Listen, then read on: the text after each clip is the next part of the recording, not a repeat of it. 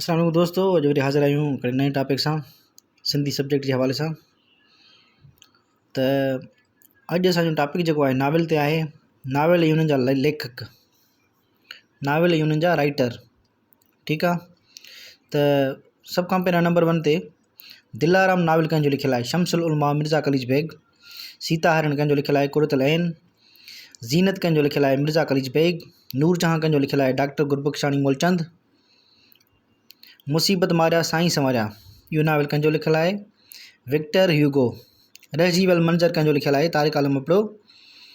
ज़वाल कंहिंजो लिखियलु आहे? काज़ी खादम। डूंगर मंझि ॾीओ, बोरसी पोलेवाई। परदेसी पादरी कंहिंजो लिखियलु आहे? अल्यूर गोल्ड स्मिथ। ऊंदा ई धरती रोशन हथ, आगा सलीम जो लिखियलु आहे? दर्द जो दरिया कंहिंजो लिखियलु आहे? मोहन कल्पना। जहाँ आरा कंहिंजो लिखियलु आहे? अब्दुल रज़ाक अब्दुल सलाम। बदनसीब थरी मोहम्मद इस्माइल उर्सानी।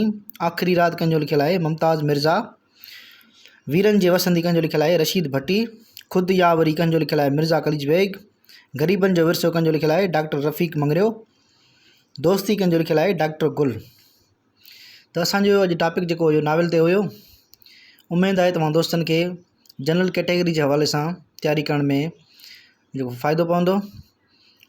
ऐं तव्हांजे लाइ हिकिड़ो होमवर्क खणी चइजे, बिगड़ियल कुटुंब नाविल कंहिंजो लिखियलु आहे?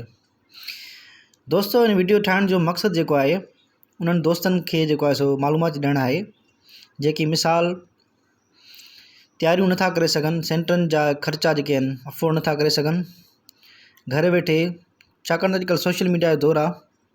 तव्हां सोशल मीडिया जो इस्तेमालु करे हर शइ जेको आहे सो घर वेठे ॾिसी सघो था। त फीसनि खां बचण लाइ कुझु दोस्त जेके मिसाल नथा, सेंटरनि जा ख़र्च नथा वठी सघनि, ऑनलाइन अकेडमियूं जेके बि आहिनि, ॾिसो कमाइण जे पुठियां आहिनि। त उमेदु आहे तव्हां दोस्त जेको आहिनि मां फ़ाइदो हासिलु कंदो। छाकाणि त हे जेको आहे सदका जारिया आहे हिकिड़े क़िस्म जो। त मां पाण हिन जी जेका आहे सो प्रिपरेशन कयां पियो ऐं तव्हां दोस्तनि सां शेयर कयां पियो, जीअं तव्हां दोस्त बि हिन जेको आहे मालूमात खे जेको आहे सो पढ़ी करे पंहिंजे नॉलेज में इज़ाफ़ो आणियो ऐं इहो तव्हांजे लाइ बहितरु थींदो इंशाअल्लाह। उमेदु आहे वरी जेको आहे सो हिकिड़े नए टॉपिक सां मिलंदासीं सिंधी जे हवाले सां। फ़िलहालु जेको आहे सो सिंधी सब्जेक्ट जूं जेका आहिनि, जीअं त सिलेबस जे मुताबिक़ हलूं पिया, त जहिड़े हिसाब सां सिलेबस में नावल मां बि आयो, कुझु सफ़रनामा बि आया, सफ़रनामा अपलोड करे छॾिया आहिनि, नावल बि अॼु जेका आहे सो कुझु लिखिया आहिनि। वरी इंशाअल्लाह कंहिं सुठी वेबसाइट तां खणी तव्हां सां शेयर कबा। वरी इन हवाले सां वरी पेपर खे ॾिसी करे उन हिसाब सां जेको आहे सो हलंदासीं।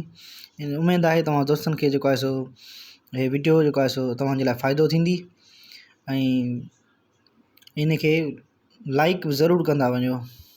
इन में न आहे त जेको आहे सो जीअं तव्हां लाइक कंदो ऐं दोस्तनि ॿियनि ताईं बि पहुचंदी, त सभु दोस्त जीअं माना हिन वीडियो खे ॾिसी करे फ़ाइदो हासिलु करे सघनि। Thank U.